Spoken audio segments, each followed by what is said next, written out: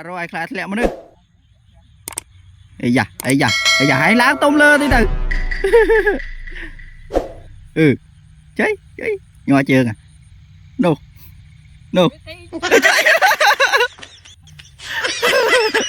tại lô thầy nó nóng này ừ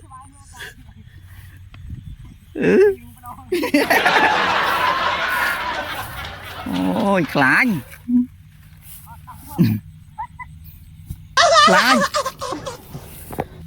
ngộ ai nha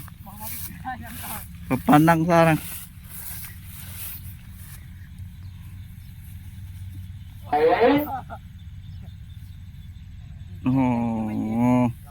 hào bị bắt này mở đồng đi hào bị ỏi rồi một đom đi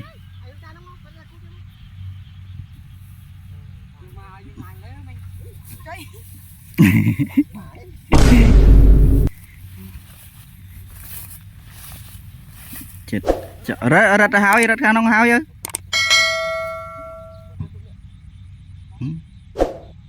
như là tôi tục bên nào mình